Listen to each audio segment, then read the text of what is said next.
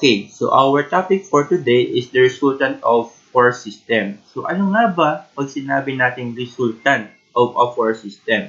So that is a force or a couple that will have the same effect to the body both in translation and rotation. So for example, let us consider here this hook being acted upon by two forces P and Q with their respective direction given by their angle acted at point A. So sabi dito, itong effect ng dalawang forces na to can be represented by a single force or known to be the resultant. So yung effect ni Q at saka ni P pag pinagsama is the same lang ng effect ni R. Ano po? Dahil si R ay pinagsamang P and Q. So dito papasok ngayon yung addition of vectors or forces in particular. Ano po, as the word result implies, sa yung kinalabasan. Ano po, and how do we get for the resultant? We're just going to add the forces vectorially. So, pag sinabi natin adding vectorially, you're not just adding the magnitude, but you are also considering the directions. Okay, so when it comes to addition of vector, this is a sort of review lang from your physics. So addition of vectors,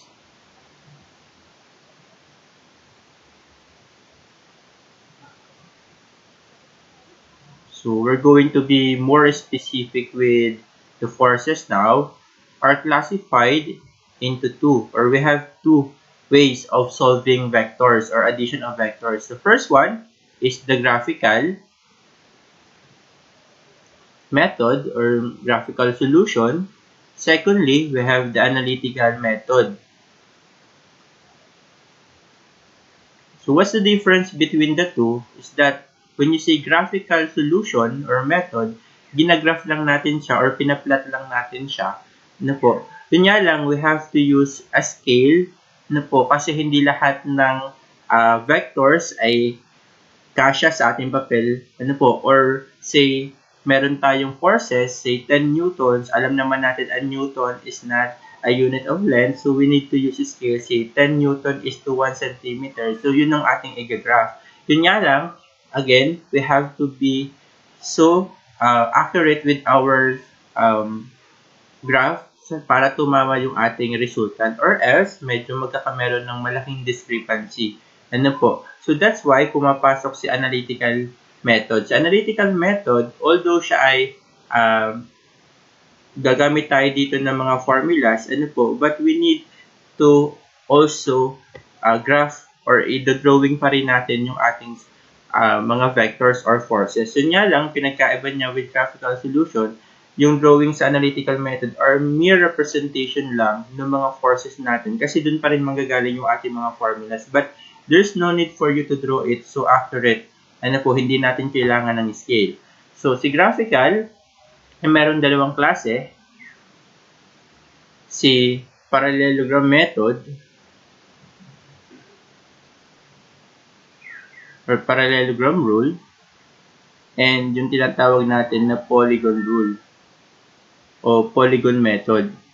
So, anong pinagkaiba ng dalawa? Si Parallelogram Method are used to add two vectors at a time. So, kailangan or nagagamit mo lang siya para mag-add ng dalawang vectors at a time. Pero, ito yung lilinawin ko, hindi ko sinasabi na hindi mo pwedeng gamitin si Parallelogram Method kapag ka nag-a-add ka ng more than 2. Yun nga lang, hindi pwedeng sabay-sabay. So, for example, meron kang tatlong vectors na i-add, hindi mo sila pwedeng i-add simultaneously or sabay-sabay.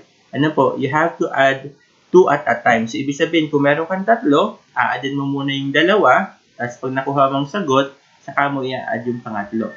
Ano po, so, technically speaking, adding more than 2 vectors, ang paggamit ng parallelogram method is not practical. Ano po, kaya papasok dun yung polygon method kung saan poly means many, ano po, madami. So, regardless of the numbers of vectors or forces na i-add natin, pwede natin ma-add through polygon method. Ano po, then later, I will introduce to you yung tinatawag na triangular rule. The triangular rule, yung way ng pagdodrawing niya is the same with Polygon Method. Yun nga lang, ano po, so limited siya with 2 vectors pa rin. Parang Parallelogram Method, ano po, 2 vectors at a time lang ang pwede mong ma-add, pero yung way ng pagdodrawing niya is the same with Polygon Rule. Kaya dito ko siya isasama sa Polygon Rule. Then, for analytical method, we also have ano po, yung tinatawag na method of trigonometry.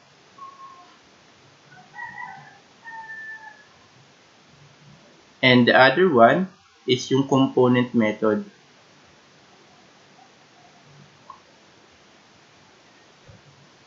So, ano yung pinagkaiba ng dalawa? Method of trigonometry, nagagamit natin siya to add 2 vectors at a time lang.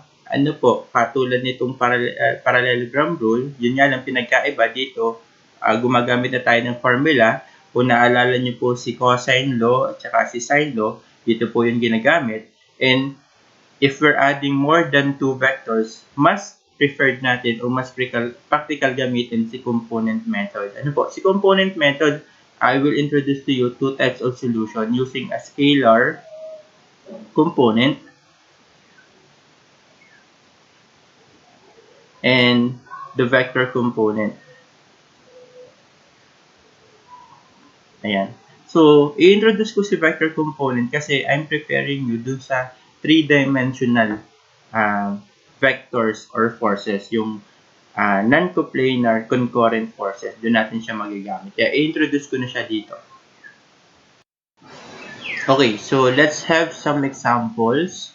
Say, our examples.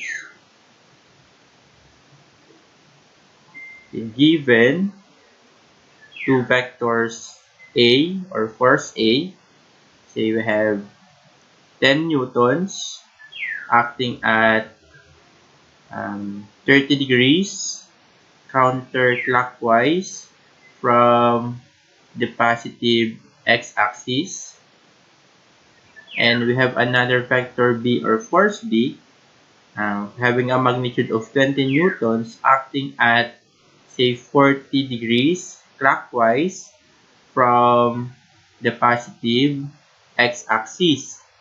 Ano po? Axis. Yan. So, ang required sa atin is solve for the resultant R. Yan.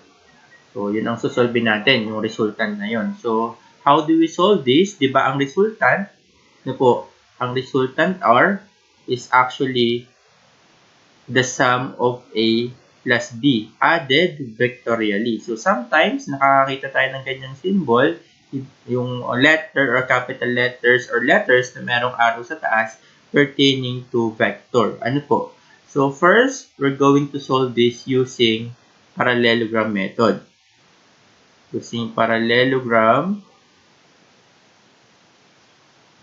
method. So, I'm gonna show you solving this problem in all method para makita natin yung differences. Ano po? So, first, you have to draw your reference axis or yung tinatawag natin na reference frame. So, your x, that is your positive x. This will be your negative x axis, your positive y, and your negative y. Ano po? So, second, you have to draw na your vectors. Let me use this blue. So, for letter A, so, nag-start po tayo dito sa ating reference point, which is the origin of our axis. Ito-drawing natin. By the way, you have to use a scale. Say, for example, po, you're using the scale of, our scale is, say, 10 newtons is to, not equal, is to 1 inch. Ano po? Then, therefore, it follows that 20 newtons is to 2 inches. Ano po? So, yan. So, inches ang gagamitin natin. So, from this, a reference point, i-drawing nyo si A. So, susukat kayo dito, si A is 10 newtons lang, susukat kayo ng mga 1 inch papunta dito. So, this is your A. label it properly. Pwede yung pangalanan mo na si A. Tapos yung angle niya measured from positive x-axis, 30 degrees. Na po. So, importante yung angle. So, again, kung kayo ang gagawa nito, kailangan sukat na sukat. Ipinapakita lang sa inyo ng sir yung process. Ano po? Second, ano yung sunod natin na vector? Si vector B, galing pa rin dito. Natin siya susukatin sa reference. And that is 20 newtons. So, 20 newtons is 2 inches. So, that will be mula dito. Susukat kayo ng 2 inches po pababa. So, name this as your vector B. At ang sukat nito ay 2 inches. Ano po? That the angle is measured from the positive x-axis papunta dito sa vector B is 40 degrees. So, na-drawing na natin. So, bakit siya tinawag na parallelogram method? Kasi, you're going to draw a parallelogram. Ano po? Ano ba yung parallelogram? Ano po? Is a polygon whose two pairs of opposite sides equal in parallel. Ibig sabihin, you're going to draw here a parallel line, pwedeng broken line. Ano po? Make sure this line is parallel dito sa B. And also, you're going to draw a line parallel naman kay A mula dito sa tip ng B. Yan. Yan. And meron kang point of intersection ng dalawa na yun. And from that, mula dun sa A yung reference point, dito, sa origin, you're going to draw a line or a vector. Again, vector must have an arrow and force is a vector. Kaya pag nag-drawing kayo, kailangan mayroong arrow. Ano po? So, this will be your resultant R. Ano po? And that is the sum of A plus B. Paano yung angle? Yung angle po, pwede mo siyang ma-measure dito. Pwede siyang ma-measure from the negative Y. Pwede mo siyang ma-measure from the positive Y. Ano po? Pero as I suggest, dapat susukatin mo siya sa pinakamalapit ano po, na reference axis. So, this will be your theta. Ano po? So, halimbawa, natapos mo ng solve. Ang gagawin mo kasi dyan, class, susukatin mo to. I-measure mo po ito, yung haba. Halimbawa, sinukat mo, lumabas dyan, base sa aking calculation, ano po, ang lalabas dyan ay, kung masusukat nyo po ay, ang length, ang length po ng resultant, ano po, yan yung in terms ng inches, ay nasa 2.5. Ano po, syempre hindi mo yan masusukat ng mga 2.5 to 3.5. Ano po, hindi ako maniniwala. Ano po, kasi hindi mo yan mababasa sa iyong ruler. So, sabihin natin 2.5 inches. Ano po, yan yung nasukat mo na length ng resultant dito sa iyong scale. Pero, ano yung magnitude mismo? Yung magnitude ng resultant R. So, do not be misled. Yung length ng R na sinasabi ko dito is yung base sa scale natin na inches. Yung magnitude ng R, yun yung dapat naka-Newton. So, paano natin siya magagawa? Diba? Ang nasukat mo is 2.5 inches. Tama po ba? Eh, sabi mo, base sa iyong scale na ginawa, ang 1 inch na po is equal to 10 newtons. So, makakancel mo lang yun.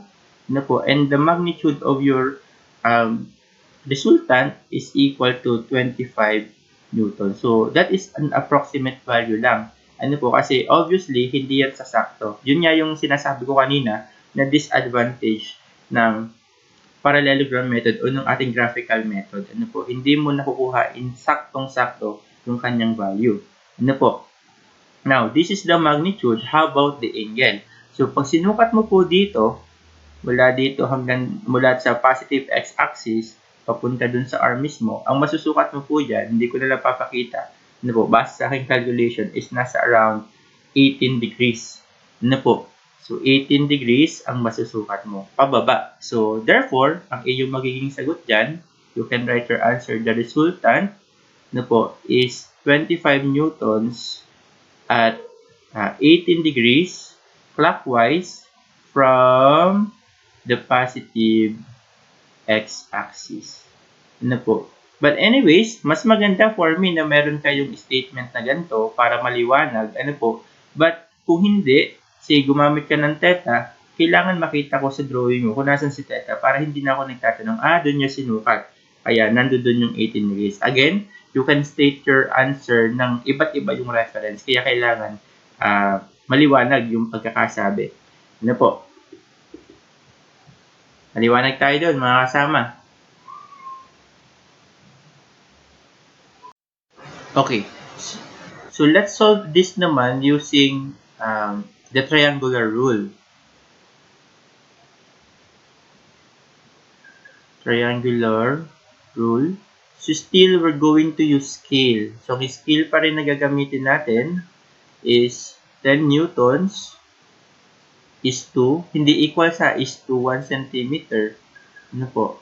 Kasi parang pag sinabi mong equals, parang sinasabi mo, yun nga, from the word equals, 10 newton is equal to 1 centimeter, which is never nangyari. So, this is just a sort of ratio. So, kailangan is to 1 centimeter, or I mean, rather, inches pa lang gamit natin. Ano po? So, 1 inch. Then, therefore, 20 newtons is to 2 inches. Ano po? So, sa triangular rule, ganun pa rin. So, you're going to create your main reference axis. Ito.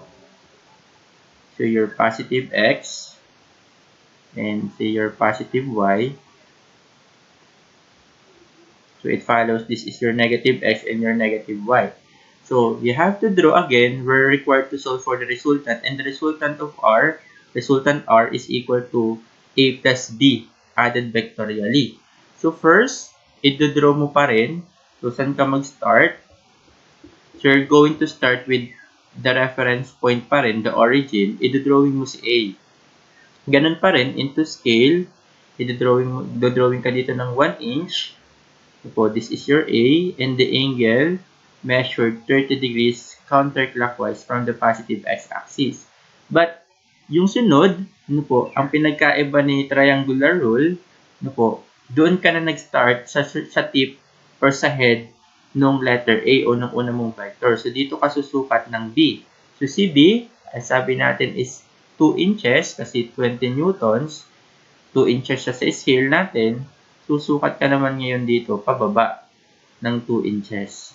Ano po? So, this is letter B. Ano po? And the angle measured from the positive x-axis, ito na ngayon yung ating pinaka-positive x-axis, is 40 degrees. Yan. So, yun pa rin. Now, mula dito, sa point na to, sa iyong pinaka-starting point sa origin, i-measure mo ngayon or you're going to draw a force or a vector po, mula sa point of origin papunta sa tip ng pinakadulong vector. And this will be your resultant R. Ano po? And again, that is A plus B.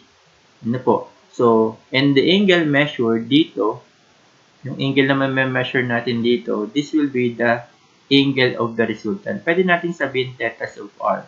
Ano po? So, if susukatin mo po mula dito hanggang dito ulit. Ano po? So, halimbawa, ang na-measure mo ay yan. Halimbawa, ang na-measure mo ay first may halimbawa, ang iyong length of resultant R, ang na-measure mo ulit, ano po, is 2.5 inches. So, yan yung length ng iyong resultant. Then, the magnitude, para makuha mo, you have to multiply this by your scale. The magnitude of R is 2.5 inches multiplied ng ratio mo na 10 newtons is to 1 inch. Po, cancel. So, R mo is equal to 25 newtons. So, kung mapapansin nyo, po, parehas siya ng itsura kanina. Nasa 4th quadrant din siya. And supposedly, dapat parehas yung kanyang length ng magnitude. Kung nag-graph mo siya ng accurate na accurate, including the angle. Kasi pag sumablay ka dyan ng 1 degree, obviously, ano po, sasablay ang iyong resultant. Ano po, so napakahirap tumama ng saktong-saktong sagot kapag graphical yung solution mo. And of course, if you're going to measure the theta, ano po, that will be 18 degrees. So, you have the same answer lang nung kanina. Ano po? That R is equal to 25 newtons at 18 degrees clockwise from the positive x-axis. So, kung mapapansin nyo po, yung drawing natin ngayon, ito is, diba, sa parallelogram, siya yung kalahating side. Ito lang siya. Ano po? Nung ating parallelogram. Ano po? Ibig sabihin, dito sa portion na yon, sa triangular rule, na-consider po natin yung kabilang side ng triangle, itong triangle na to. Sir, pwede ko bang ma-consider yung kabilang side, itong triangle na to? Of course, ano po, paano mangyayari yun, sir? Kasi, kung babalikan mo po yung ating solution dito, ano po, yan. Kung babalikan nyo po yung ating solution, mapapansin mo na yung resultant R, ano po, is A plus B. Pero, addition of vectors obey yung tinatawag natin na associative property of addition. Ano po? So, ano yun?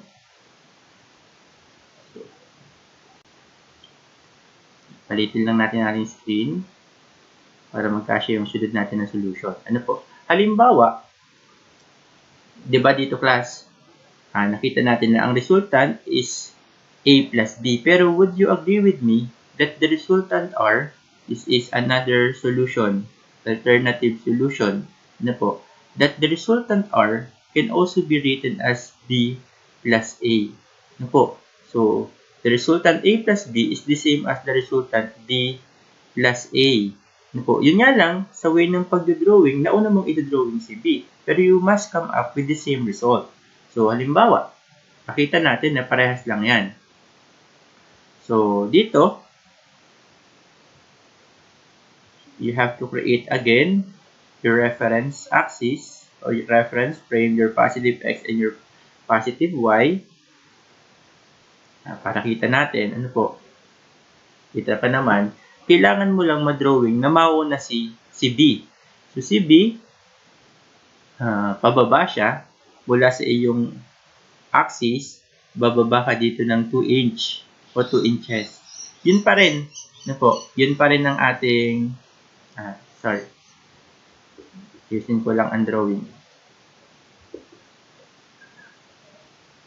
So, bababa ka, so 40 degrees ng 2 inch o 2 inches. See, you are using the same scale. So, this will be your B.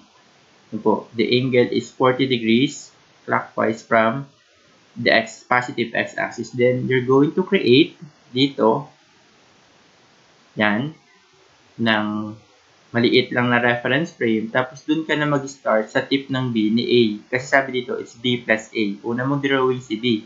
So, drawing mo si A, 1 inch lang. Kailangan 1 inch. Na po, this is your A.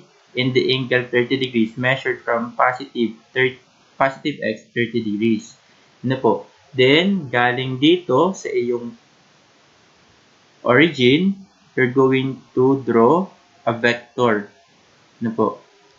That will be your resultant. In this case, inuna mong i-drawing si B plus A.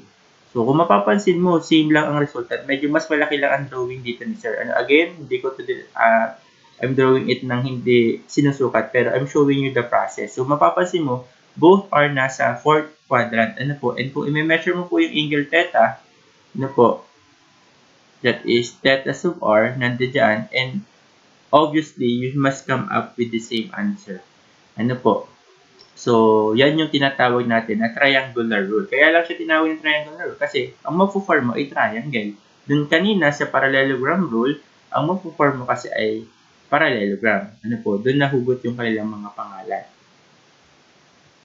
Okay. So, for example, let's have here same example pero dagdagan natin. Say, I have here vector C having a magnitude of 13 newtons along the positive y-axis. So, solve for the resultant. This is our required pa rin. The resultant R. But this time, po, that will be vector A plus B plus C. So, let me show you lang yung sinasabi ng sir na this is solvable also using the parallelogram method. Yun nga lang, medyo mas matagal. Ano po? How? Okay. So, ganun pa rin. We're going to draw an axis. Reference axis. X and positive Y. So, di ba class, in addition, so you can rewrite this as A plus B plus C. Ibig sabihin, a-addin mo muna si A bago, at saka si B bago i-add ang C. Di ba? Idodrawing ko lang ha yung process. Ano po? So, di ba ganito yung mangyayari? I'm going to draw A. Ito yung drawing natin kanina. Hindi dito si A.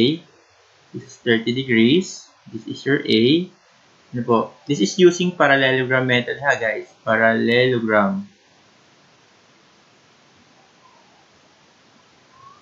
method. So, si A, then we're going to draw B. This is your B. So, mas mahaba. This is 40 degrees. Diba? Nandito si, nung nag-draw tayo ng parallelogram, dito lumabas si A plus B. So, this is your A plus B now with an angle ba 18 degrees to. Ano po? Ngayon, after mong ma-drawing yan, nakuha mo na daw yung sagot ng A plus B. Ang gagawin mo naman, i-add mo naman si C. So, anong gagawin mo? So, from a separate reference axis or reference frame, ito-drawing mo ngayon si A plus B, yung sagot mo kanina. So, kung nandito si A plus B, kung nandito na si A plus B na naging sagot natin, ito si A plus B, ano po, ito-drawing mo naman ngayon yung C. Nasaan si C? From the reference point, ang origin, nandito si C. Ano po? Yan ang ating C along the positive y-axis. Then you're going to create parallelogram na naman. Yan. So, mula dito hanggang dito, this will be your resultant na. Kasi yung sagot mo na A plus B, sinamahan mo ngayon ng C. And that will be A plus B plus C. Ano po? Yung angle, dito mo siya ma-measure. Si theta sub R. Or pwede din dito. Basta i-state nyo lang sa inyong sagot. Ano po? Now, madaming way ng solution dito class actually. Ano po? So again, you're doing this using the scale. Ano po? Kung ano yung preferred nyo na scale. Ang pinapakita lang ni sir is yung process ng pagdodrawing. Ano po? So sabi natin, R is equal to A plus B plus C. Ano po? Pwede nating unahin si A plus B, tapos saka i-add si C. Pero, pwede din nating sabihin na resistance is equal to, pwede nating A plus C. Po. Tapos, yung sagot, i-add natin kay B. Paano mo gagawin yun? Pakitaan ko lang kayo ng isa. So, kung ito si axis natin, X and Y, inuna mo daw i-graph si A. Ano po? So, ito nandito si A. Ito yung 30 degrees. Nandito si A. Tapos, ang A yung C. Nandito. So, if you're going to draw a parallelogram, di nandito ang A yung sagot dyan. Yung sagot mo, sorry, ito yung A plus C. Tama po ba? Ngayon, pag na-drawing mo na yan, alam mo na si A plus C, i-add mo na ngayon ang B. Kaya po, so you're going to draw another axis. Kaya po, nandito ngayon si yung A plus C. Nandiyan si yung A plus C. Tapos, nandito ngayon ang iyong B. Tama po ba? So, nandito ang iyong B. Isa natin ang konti. Nandito si yung B. Yan. So, you're going to create parallelogram lang. Medyo tabi ang answer. Going to create parallelogram. Although, yes, ang graph ng sir ay hindi ganun ka-accurate, pero ang sinasabi ko, ano po, kung papansin ninyo, parehas lang yung itsura ng ating vector. Ano po, this is A plus C, ito, plus yung ating B, plus B. So, this is the same as your resultant R. So, iisang itsura ng mga yan. Ano po, nagkataon lang na sa drawing ni sir, hindi siya ganun ka-accurate. Pero as I was saying, kahit ano mangyari, ano po, they must come up or you must come up with the same answer. Ano po, so napakaraming pwede. The resultant can also be written as, pwedeng gusto nyo ay B plus C muna, then saka nyo i-add si A. Pwedeng resultant is B plus A. No, pwede din yan. Ano po? Plus C. Which is the same ito. The same lang nito. Ano po? Nagkapalit lang yung B at saka A. Pero same lang. And also, you can draw it using yung triangular rule. Tama po ba? Yun nga lang sinasabi natin. Halimbawa yan ay 4 or 5. Medyo impractical for us to use triangular rule or parallelogram method kapag we're adding more than 2 vectors. Ano po? So, mas maganda kung ang gagamitin natin ay yung sunod na method, which is the Polygon method. Okay. So, having the same example, I want to solve this using the Polygon method, the more appropriate method. Ano po? So, using Polygon method in adding more than 2 vectors at a time or forces. Okay, so given the same vectors or forces A, B, and C, we are required to solve for the resultant R. So, it may be A plus B plus C. Yung sequence muna na yan. Ano po? So, how are we going to solve for that? We're going to create again reference frame. Ano po? So, I'm gonna use red. So, if this will be our reference frame for the positive x and the positive y axis, ano po? Of course, this is our negative x and your negative y. Oh. So, how do we draw vectors or forces in polygon? So, in our sequence, we want it as a plus b plus c. So, ito drawing lang natin siya as a. So, from your origin, you're going to draw a. Medyo mahaba ata. So, dito, 30 degrees. Ano po? Still, ang ating scale pa rin, you have to use scale. So, 10 newtons is to 1 inch. Ano po? So, you may use whatever scale you want to use. Ano po? 2 inches. Then, the 30 newtons, of course, is to 3 inches. Ano po? So, again, hindi ko na siya susukatin. Papakita ko lang sa inyo kung paano siya gagawin.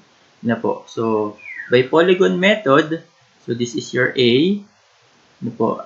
From the angle at 30 degrees from the positive x-axis.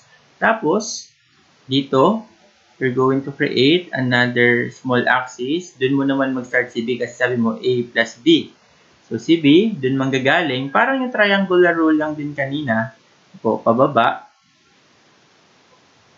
So, yan. This is your B. Ito yung 40 degrees na sinasabi natin. And from here, from the tip of B, you're going to create another small axis or reference frame. Then, you're going to draw naman C. Siyempre, mas mahaba kasi 3 inches yan. So, ito si C. So, from the point of reference o yung ating origin, i-measure mo yan papunta dito. So, yun na ngayon yung iyong resultant. This is A plus B plus C. So, yung process ng pagsukat, pagkuha ng magnitude, ng length ng magnitude, aka ng angle, ano po, is parehas lang ng ginagawa natin kanina. I'm just showing you the process of drawing it. Ano po? Pero sabi natin, the resultant can also be written as, sabi nyo dito, A plus B plus C.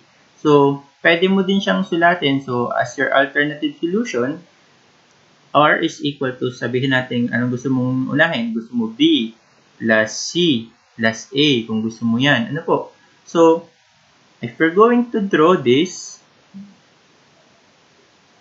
create, again, this is so important, your reference axis. Ano po? So, nag-umpisa ka daw kay B. So, si B natin ay pababa. So, ganito siya kahaba. Suppose, si B, this is 40 degrees. Tapos sabi mo, sunod si C. So, si C naman, from dito, diba, you have your axis dito, tataas ka naman ng 3 inches. Ano po, kasi yun ang ating scale. Ano po? So, ayan, ito ang ating C. Tapos plus A. So, galing dito sa tip of C, tataas ka, i-drawing mo si A. Si A, ito si A. Oh, this is your 30 degrees. So, label it as A. Tapos, from the reference point, ano po, or your origin, i-draw, ano po, mo yung resultant. And that is B, ito, plus C, plus A. Naliwanag. Sir, okay lang po ba mag-overlap? Opo, okay lang po yan na mag-overlap. So, for this case, I think we have 6 ways to draw this. Ano po, pwede, gusto mo R is equal to C plus B plus A. So, R is also equal to A plus C plus B. Gusto mo ay R is equal to C plus A plus B. Ano po? So, ilan na yan? Another one. So, ano pang wala? B plus A plus C. Ano po? So, napakadami ng way na pwede natin magawa yan.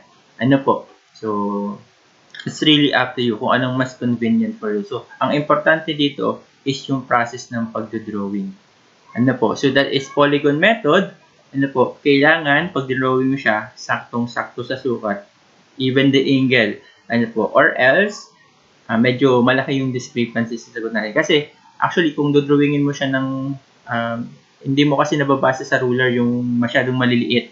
Ano po? In this case kasi, maalwan siya kasi saktuhan, yung 1 inch, 2 inch, 3 inches. Ano po? How about yung may mga point, medyo mahirap sukatin. So, dun po mapasok yung disadvantage ng graphical solution. Ano po? Okay, so we have here the same example, pero I want it to solve using analytical method naman. Ano po? So, magko-compute na tayo dito. Analytical method. And since sila ay dalawa, unahin natin gamitin yung tinatawag na method of trigonometry.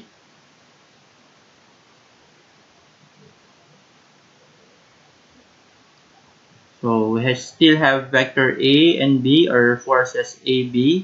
Required tayo kumuha ng resultant R, which is the sum of A and B or the vector sum. Ano po? So, paano ba siya ginagawa? So, ganun pa rin. You're required to draw it. Gagawa ka pa rin ng drawing. Pero, hindi kailangan saktong-sakto sa sukat. So, si vector A, ano po? Hindi mo na rin kailangan gumamit ng scale dito. Lakihan ko lang, huwag tayong madamo sa drawing. So, si A, located at this angle 30 degrees. So, ang gagamitin kong pagdodrawing dito is yung triangular rule. Ano po? So, ito, gagawa ko ng reference doon. Then, idodrawing ko naman si B, pababa. And this is the angle 40 degrees. Then, after that, mula dito, this will be the resultant. Ano po? So, the resultant R, and this is the vector B. Ano po? So, importante nga pala dito na known yung mga angle. So, kailangan, alam ko tong angle na to. So, paano ko to malalaman, sir? So, di ba, if this is 90 degree for sure, that is perpendicular, ano po? So, this angle is 40, tapos ito ay sigurado 50 yan, para 90. How about this angle naman? Paano ko malalaman? Try na tingnan nyo to. Ano po? This is a right triangle. So, if this is 30, ito ay 90, siguradong ito ay 60. Ano po? So, gawin natin siyang 60. Ano po? Yan. So, this is 60 degrees. Bakit importante yon?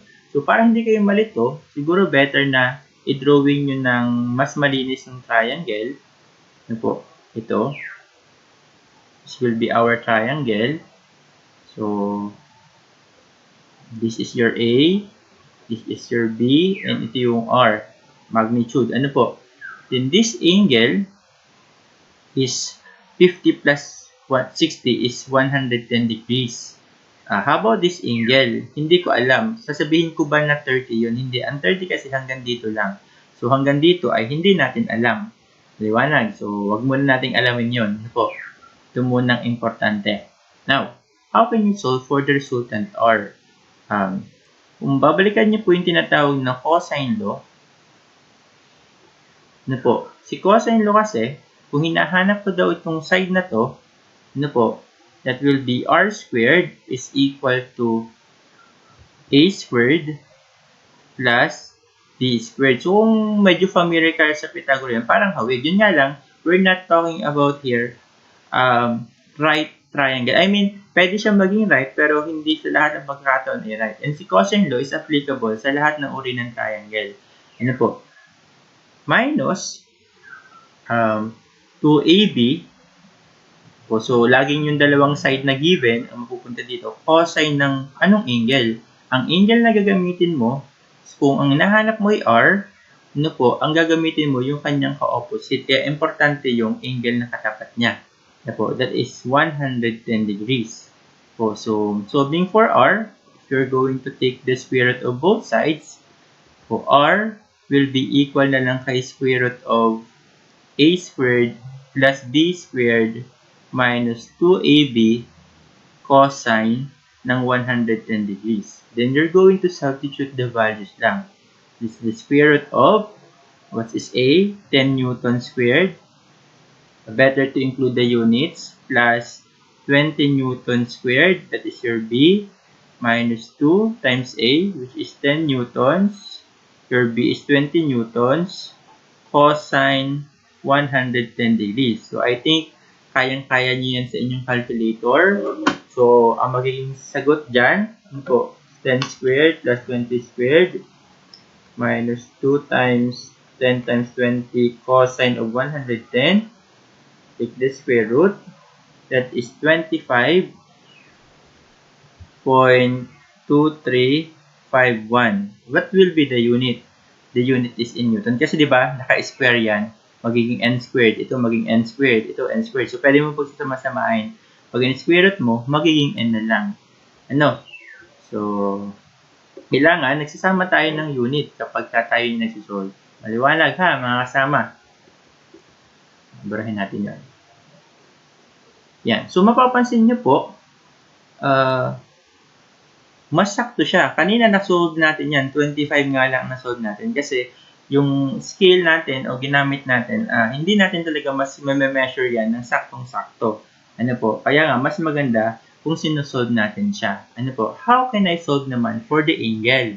Di ba, class, itong kinuha natin kanina? Measured. Sabi natin, kahit saan mo naman siya kunin, pwede naman. Pero, I preferred o mas preferred natin na kunin natin siya doon sa pinakamalapit na axis sa kanya.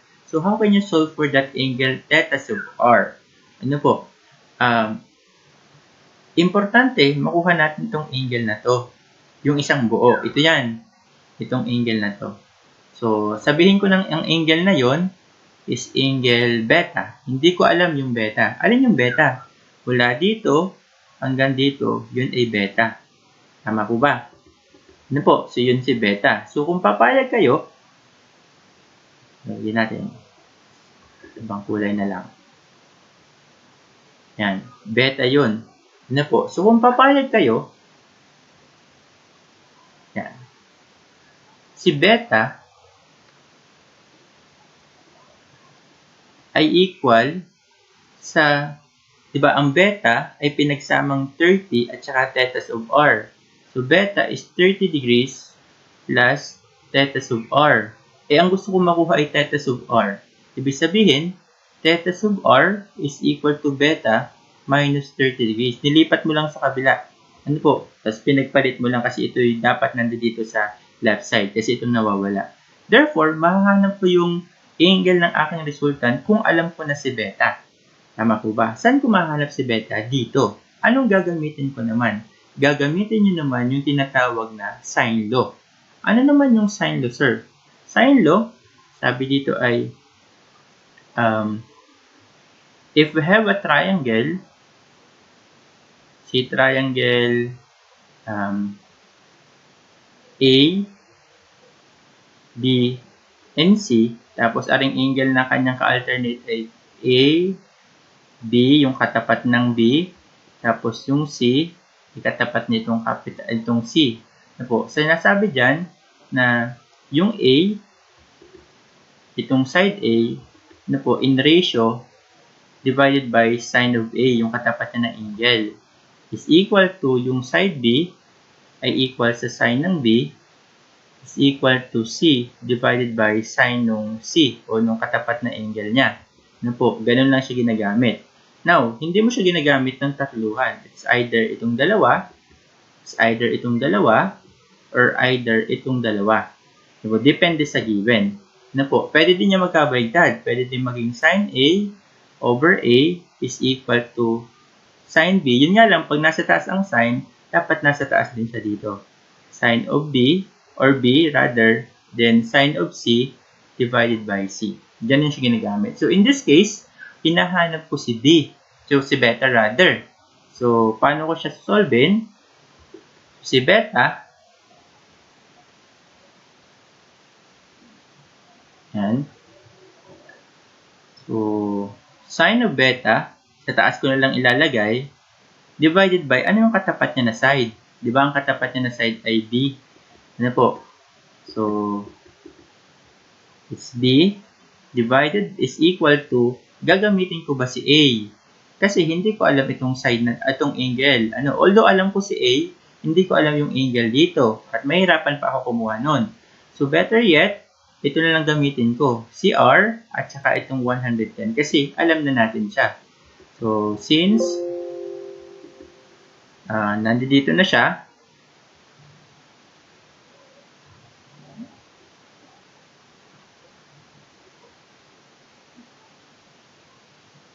yan. Draw. Okay. So, anong nangyari?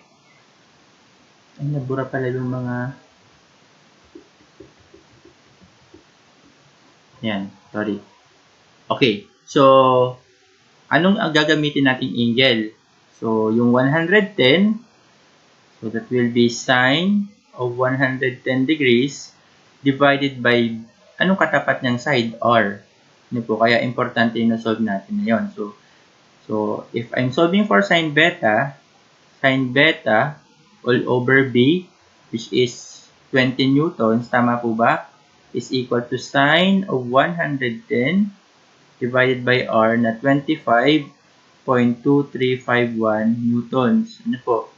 So, cross-multiply lang tayo. Sine of beta is equal to 20 newtons sine of 110 degrees over 25.2351 newtons. Ano po? So, makakancel nyo yung newton. By the way, kung gumagamit po kayo ng angle with trigonometric function, kailangan ng inyong calculator ay express in degrees. Ano po? I mean, ang inyong angle must be in degrees. Ano po? Tatandaan nyo yun. That is a general rule.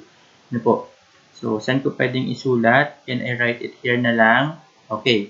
So, sine beta, pag pinindot nyo sa calculator nyo, that will be 20 sine of 110 divided yung 25. That is 0.7448. Ano po? Then, solving for beta, that will be arc sine of 0.7448. Lilipat nyo sa kabila, magiging arc sine. Then, solving for beta, shift. Alam nyo siguro naman kung paano pindutin yun. Shift sine of yung sagot nyo. And the angle is 48.40 na lang degrees. Ano po? Pero, hindi pa to yung ating beta. I mean, hindi pa yun yung angle ng resultant. Kasi ang sabi natin, the angle of resultant is theta sub r. Ano po? Ito yun. Ito. So, base dun sa alam natin kanina, theta sub r is equal to beta minus 30 degrees. So, ang beta natin na solve is 48.14 degrees minus 30 degrees.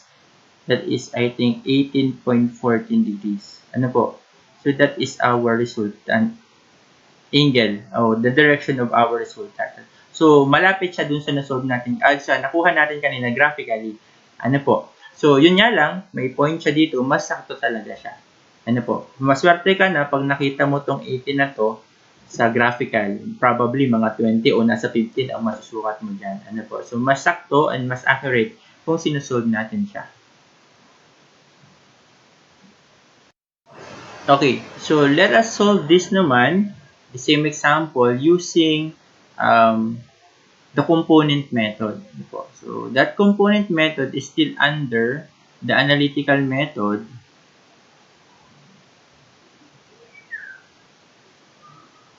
So, that is component method. So, this component method is advisable to be used if you're adding more than 2 vectors. But nevertheless, it can also be used using or adding 2 vectors. Ano po? Ibig sabihin, applicable siya sa lahat. Ano po? So, solving ko lang siya para makita natin na parehas yung magiging sagot natin using the trigonometry. Ano po? Si trigonometry kasi, limited lang siya, adding 2 vector at a time. Ano po? Again, pwede mo siyang gamitin adding 3 vectors or more, ano po, pero mas mahaba yung process kasi 2 at a time lang siya. Better yet, use component method. So, sa component method, you're going to draw it na para namang parallelogram. Pero, lahat ng forces ay mag-start sa reference point, sa origin. So, this will be your x and your y-axis. So, si A, so, nandito. Again, no need to draw it ng accurate na accurate. Just a mere representation kung nasa saan siya. This is your vector A. Pwede ba lakhan natin? Huwag natin tipidin. This is vector A. Po, yan. Nandito yung 30 degrees. Tapos si vector B, nandito siya. Po, ayan. Tapos, yan. Tapos ito yung angle 14 niya. So, ano ba yung component method? Component is actually projection. Component is other term for projection. So, ang gagamitin natin dito ay yung orthogonal projection. Orthogonal projection. When you say orthogonal projection, orthogonal means perpendicular. Perpendicular. Ano po? Cular. Ibig sabihin, magpo-form siya ng 90 degrees. So, paano natin siya gagawin? Ganito po. So, ipoproject natin lahat ng vectors along the axis. Ano po? So, halimbawa, ito. Si A, ipoproject natin kay Y. Ano mo? Forming 90 degrees. Ito din, ipoproject natin kay X, forming 90 degrees. Tapos, yung sukat na yon mula dito, ibahin ko na lang ang color. Say, I'm using green. Ano po? So, hanggang dun lang yung projection. Ano po? So, pangalanan natin siyang A sub Y. So, A sub Y, so si A sub Y is the projection of A along the y-axis. And therefore, it follows na kung i-project mo si A dito, ano po, gaano siya kahaba, mula dito hanggang dito, po, this will be our AX naman na sinasabi. Ano po? So, A sub X is the projection or component of A along the x-axis naman. Maliwanag tayo dyan, mga kasama. Ano po? Then, paano ko naman kukunin yung sa B? Kung ipoproject naman natin si B, ibang kulay naman. Si B, kung ipoproject natin sa x-axis, hanggang dito siya. Tapos, kung ipoproject natin sa y, dito naman siya. Yan.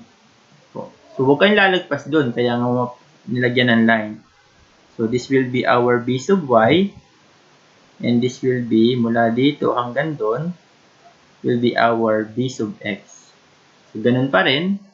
B sub y is the projection of b along the y-axis. Then, yung b sub x is the projection or component of b along the x-axis naman. Ano po? So, ang problema lang, paano natin kukunin yung kanilang haba? Ano po? So, yung haba nila, so, consider ko muna si A. Maliwanag po. Si A, kung ito si A, po, yung kanyang projection ay ito. Diba? Ito si A sub x. Tama. Tapos, itong A sub y, supposedly nandito, so, pwede naman dito siya i-drawing. Ano po? Yung size na yon, ang haba nun is a sub y. Maliwanag.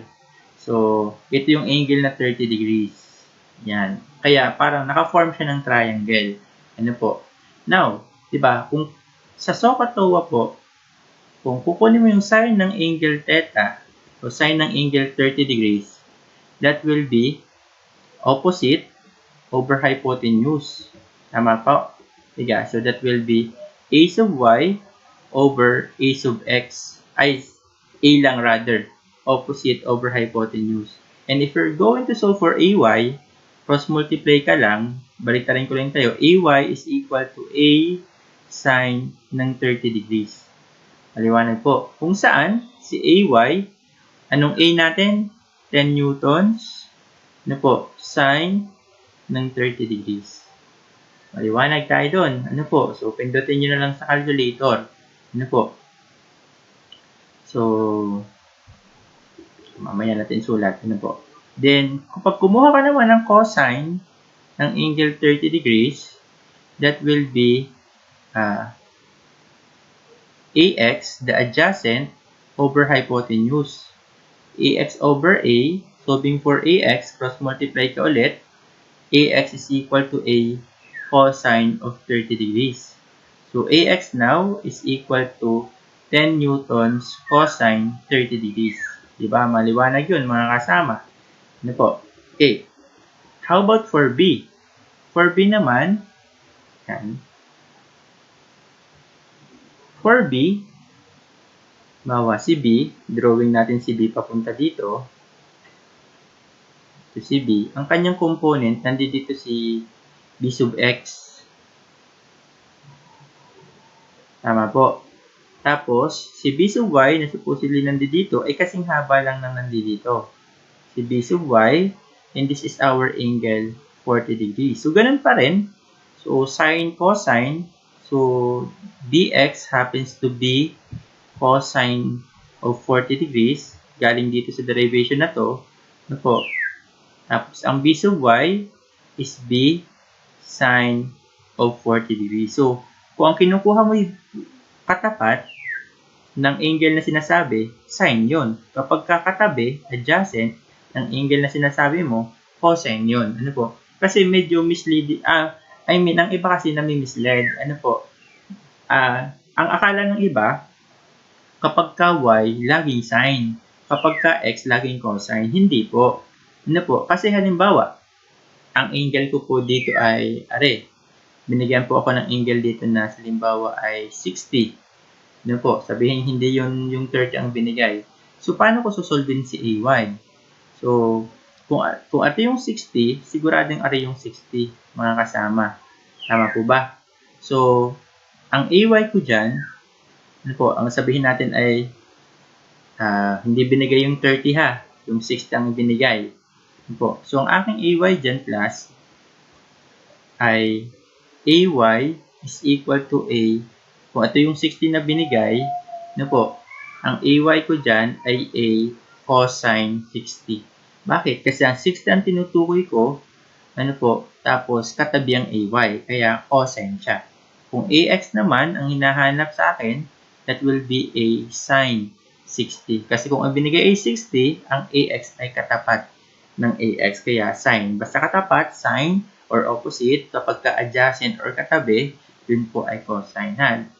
Huwag nating sabihin lagi na kapag ka x ay cosine na agad at pag y ay sine na agad. Hindi po ganun yun. Ano po? Kung gusto mo naman, kung ayaw mong mahirapan, kung ang binigay sa iyo ay 60, halimbawa itong binigay sa iyo, 60, gusto mong gamitin, ay sir, gusto ko pagka ax ay cosine, pagka ay ay sine na lang, para hindi po ako nalilito. Ang gawin mo, ano po, kung binigyan ka ng 60, kunin mo tong angle na to. Katulad ito, kung binigyan ka dito ng 50, ano po, ay di kunin mo na lang yung angle na naka-refer saan? Sa x-axis, para ang gagamitin mong formula ay ito. Maliwanag ha, mga kasama. So, hindi po, yun kasi yung misconception dito sa component method na kapag nakita na x agad si cosine, hindi nakikita yung angle. Ano po? So, kaya nga dinrive ko siya this way para makita nyo na may pinanggalingan kung bakit si ax ay naging cosine at saka si ay ay naging sine. Pero hindi lahat ng pagkatan ay ganyan. Depende sa tayo ng angle na binigay. Maliwanag? Okay. So, what's next, sir? Ang sunod naman, you're going to get summation of all the forces along x. Ano po? So, titingin niya kaya ngayon sa x-axis. Wala ka nang pakialam dito, wala ka nang pakialam dyan kasi niresolve mo na siya into components. Ang reason kung bakit nila mo siya dito, para mas madali kang mag-add. Ano po? So, summation of forces along x, considering na ang pakanan is positive.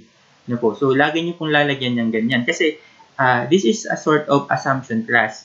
Ano po? So, may mga books or may mga tao na pag nagsusolve, ang positive nila ay yung pakaliwa.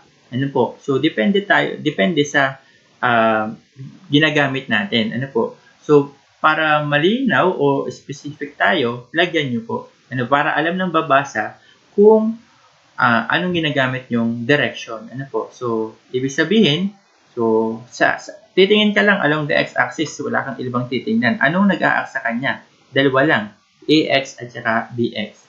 So, positive AX. Bakit positive AX? Kasi pakanan siya. Positive din si BX. Kasi pakanan siya. Ano po? Meron pa bang iba? Wala na. So, si AX, papalitan mo ngayon ito. A cosine theta. Si A cosine 30 degrees plus B, ano yung BX mo? Cosine 40 degrees. Tama po ba? Pusid ko lang ng konti ha, mga kasama. Para, yan.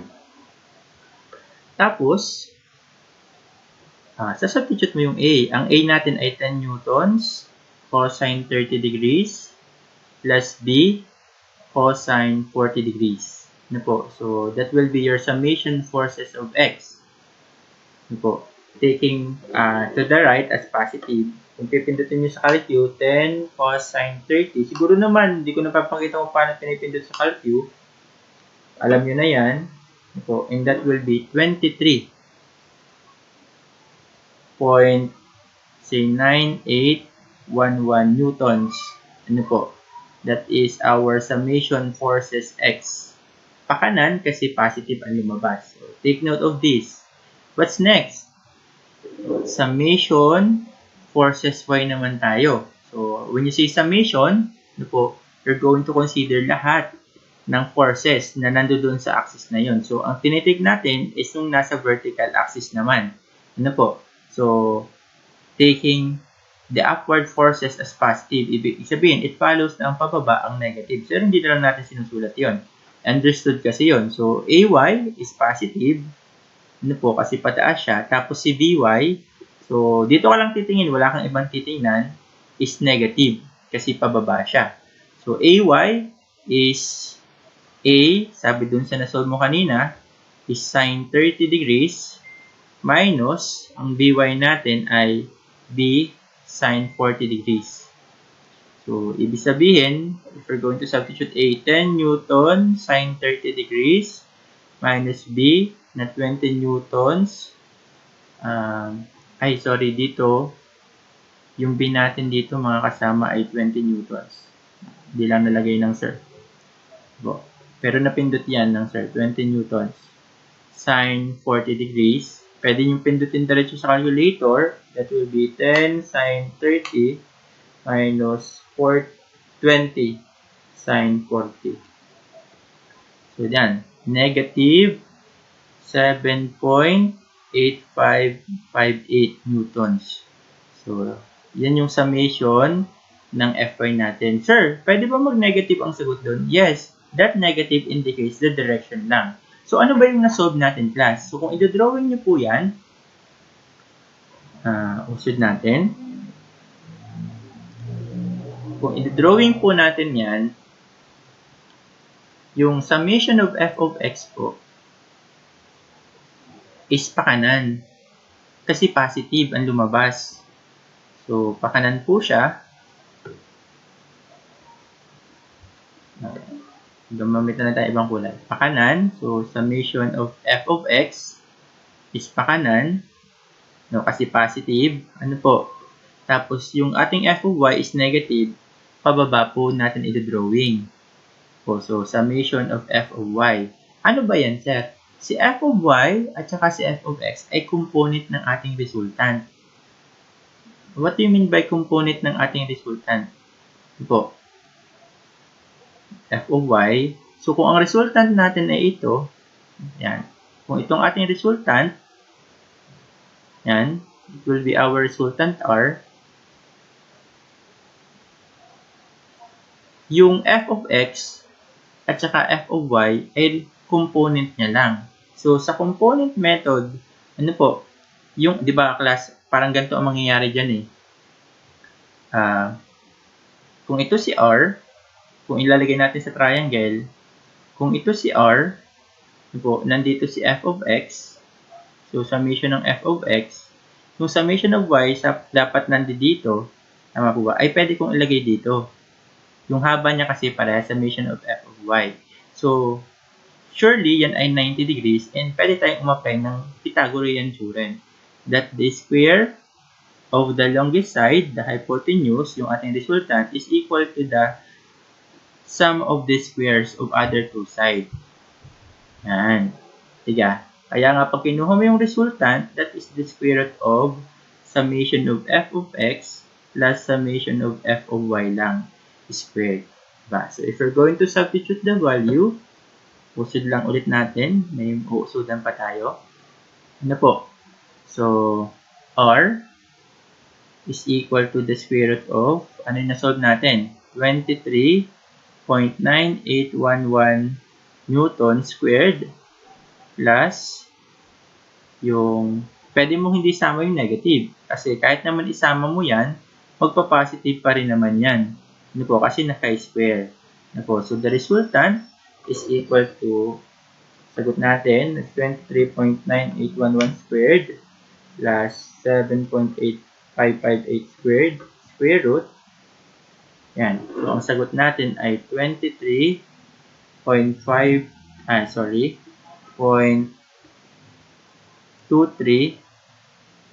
it's not 23. 25.235 ano po, newtons, which is napakalapit dun sa sagot natin. Ano po, kung sakaling hindi tayo nagputol, that will be the exactly same value nung na-solve natin kanina. Ang problema, ano yung angle ng resultant? So, if this is the x-axis, ano po, ito yung ating pinaka-y-axis, ang angle ng resultant ay nandito, theta of r. Doon natin siya i-measure sa mas malapit. How can I solve that? If this is the theta of r, alam natin to class, di ba? This is the adjacent and this is the opposite. Sa trigo, that will be tangent. Nung theta of r is opposite. Opposite, which is summation of f of y over summation of f of x. Kasi opposite over adjacent. Ano po? Ngayon, tangent theta of r is equal to yung sagot natin na 7.8558 newtons divided by 23.9811 newtons. So, sir, ba't hindi po sinama yung negative? For me, wag mo na siyang isama kasi it may lead to confusion. I will explain later. Ano po, kung bakit hindi na lang natin siya dapat isama. Kasi dinrawing na natin siya. Alam na natin kung nasaan quadrant siya. Kaya, malalaman natin. Ano po? So, tangent theta sub r is equal to, ano yun? 7.8558 divided 23.9811. That will be our tangent of 0.3276. And theta sub r is equal to arctangent ng 0.3276. So, pipindutin sa calculus, arctan, shift tangent lang yan, mga kasama, answer. And that is 18.14 degrees. Ayan.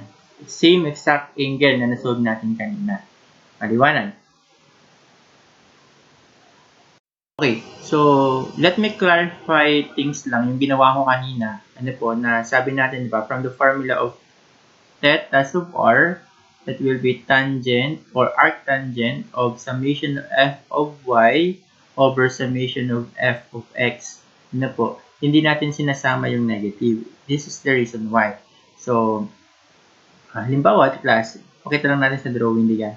So, if this is the resultant r, kung nandito po yung resultant r natin, tama po ba? Sabi natin, yung f of x, yung summation ng f of x natin ay component lang ng r, and yung summation f of y natin ay y component ng r. So, kung nandito po yung theta natin, kung gagawa po tayo ng forced triangle, this is the resultant r, nandito yung f of x natin, o summation ng f of x natin, and nandito yung summation f of y natin. Again, itong side na to, kasing haba lang nito, kaya nagawa natin siyang triangle.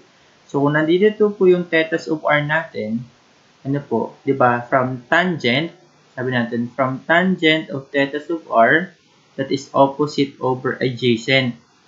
So, ibig sabihin, ito yung kanyang opposite, tapos ito yung kanyang adjacent, So, kaya meron tayo ng tangent theta sub r is equal to summation of f of y over summation of f of x. Tatandaan natin na ang formulang ito, so ibig sabihin, ito yung kakalabasan. Tatandaan natin na ang formulang ito, nasa taas si f of y at nasa baba si f of x kung ang angle na kinukuha natin ay naka-refer sa x-axis. Kasi doon ang galing yun.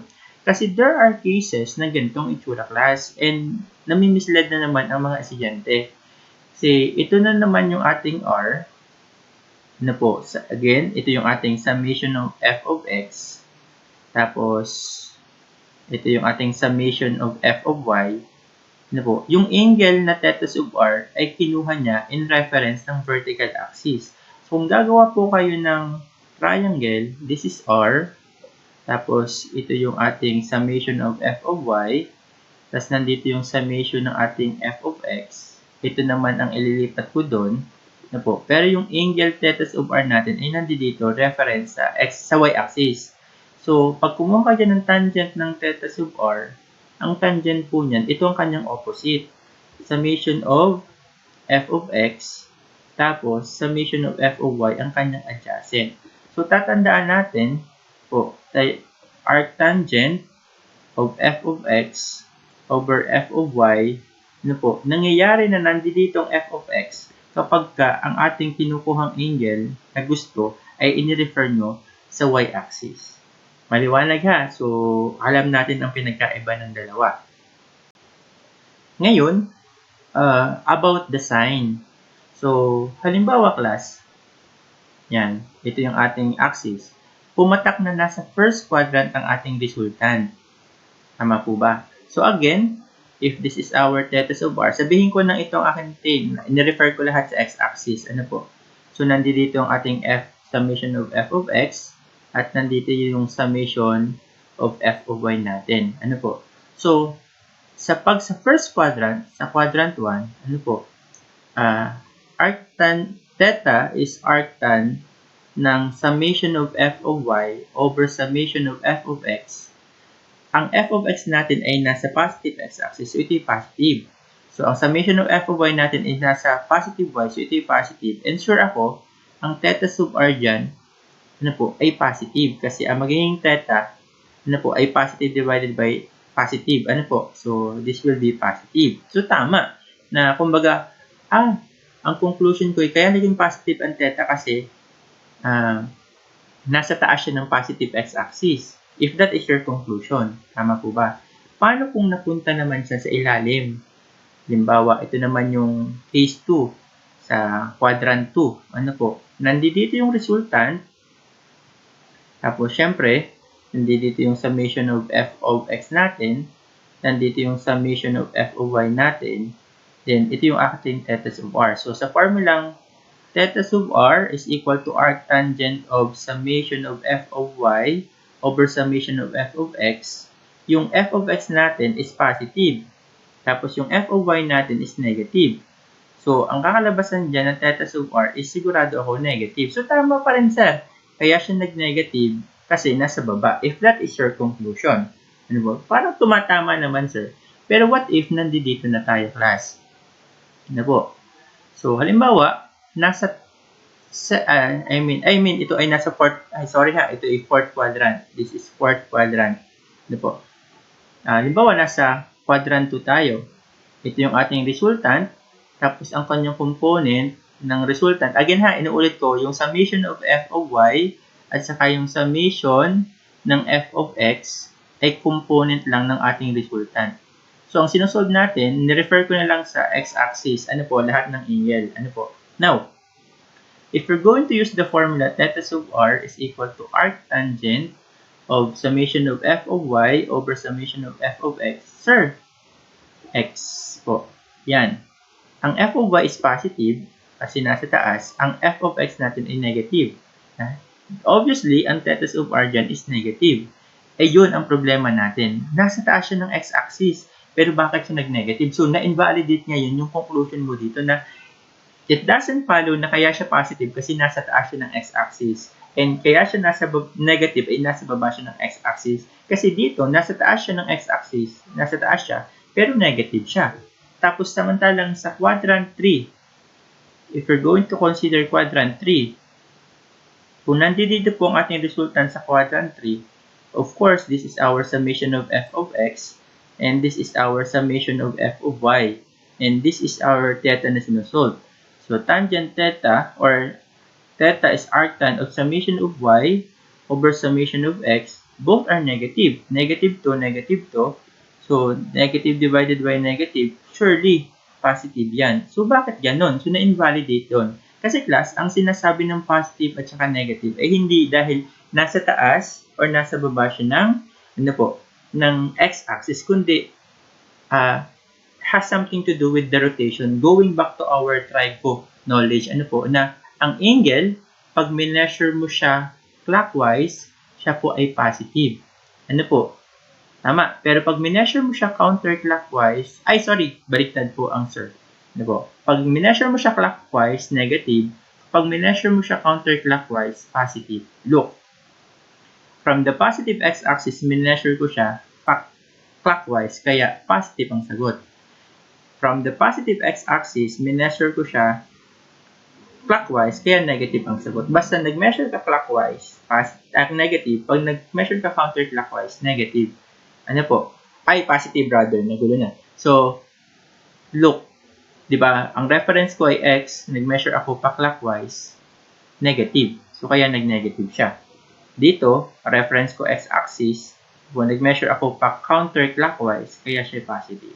So, yun po ang gustong ipunto ng sir. So, on the first place, wag na po tayo magsama ng sign. Saan? Sa atin pong solution kasi it may lead to confusion. Ang gawin nyo na lang po, i-drawing nyo po yung location ng ating resultant or i-locate nyo po yung resultant natin base sa sign ng ating component. Kung siya positive, y pa sa taas or negative pagpababa. Pag f of x ay positive pa kanan, negative naman pa kaliwa. Maliwanag po iyon. So, after addition of vector, pupunta naman tayo dun sa subtraction of vector. Subtraction of vectors or forces in particular. Anyways, for me kasi, there's no such thing as subtraction of vector. Nagmumukhang subtraction lang siya. Ano po, pero we're adding it actually. Ano po, kasi kung halimbawa, kasi kung mapapaisip ka, ano po, so, paano ba nagsusubtract ng vector? Graphically. Ano po, so, if I have here A plus B, di ba, from our previous topic, addition, if this is A, tapos using any method, ano po, say, inad mo si B, and this will be A plus B. Tama po ba?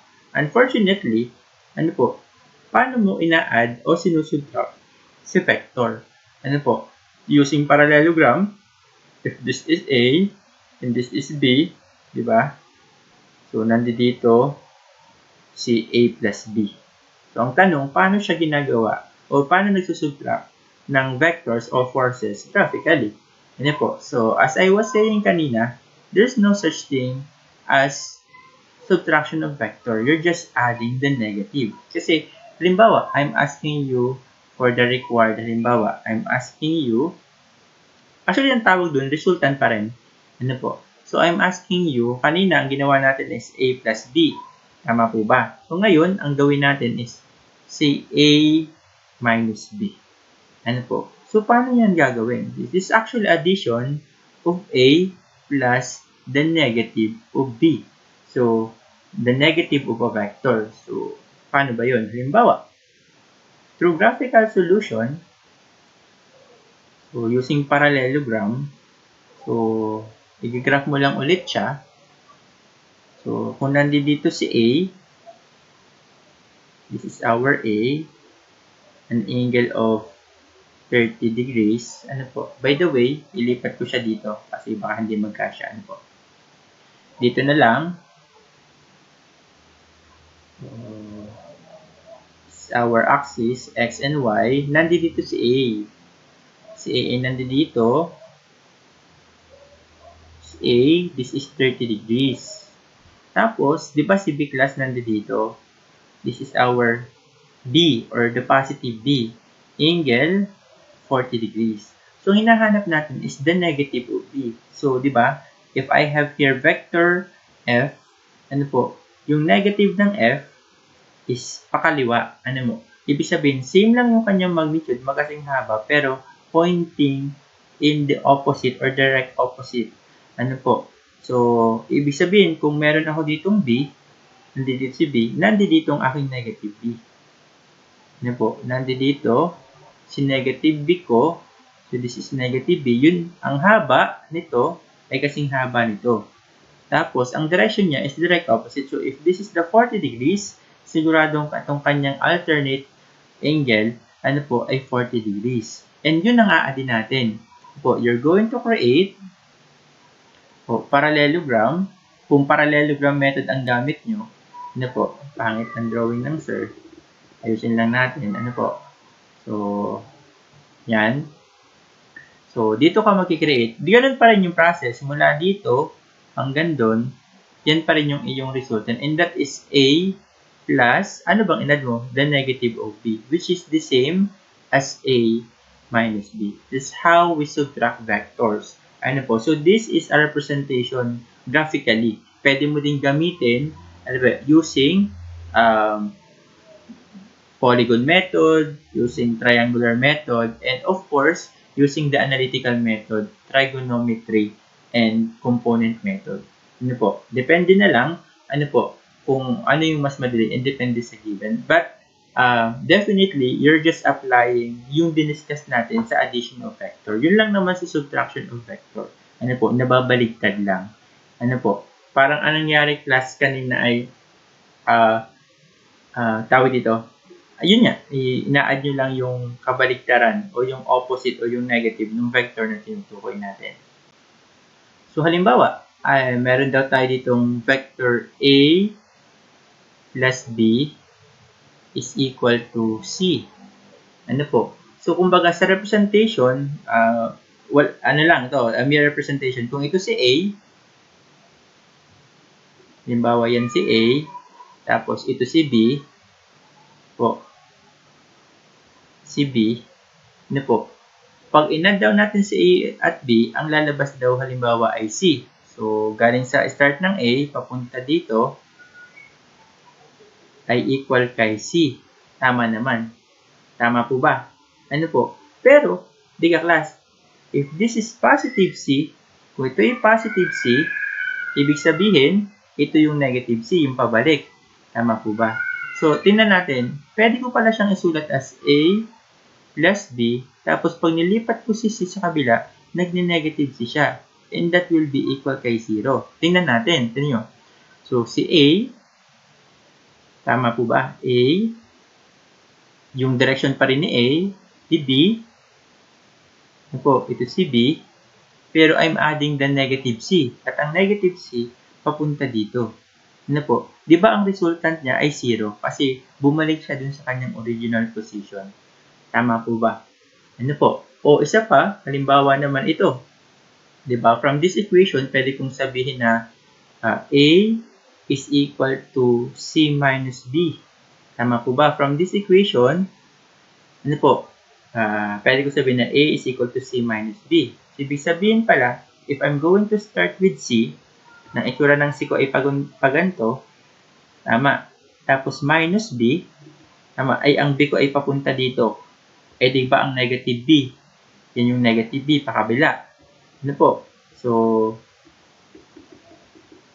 ang negative ng B, papunta dito si negative ng B, tama po ba? At ang kakalabas, this is negative B, this is C, at ang kakalabasan daw niyan, mula dito hanggang dun, ay si A. Kaya sabi, C minus B is equal to A. Kaya, ganun ka-powerful yung subtraction of vector na later on, magagamit natin siya. Ano po? Kasi hindi naman laging yung resultant ang nawawala. Diba? Sa resultant is A plus B. Sometimes, diba? Kung given si A, given si B, you can solve for the resultant R. But, pag pinabalik na natin, ano po? Say, given na si R, tapos given na si A, nawawala na si D. So, what are you going to do? So, if B is nawawala, transpose lang is R minus A. So, ganun ka-powerful yung sinasabi natin na subtraction of vector. Kaya, huwag nyong sisinuhin sa subtraction of vector. But then again, you're just adding the negative of the other. Walang problema. Ano po? Kaya ganito lang simple yung presentation natin sa subtraction of vector kasi you're going to apply lang what I have discussed kanina. Ano po?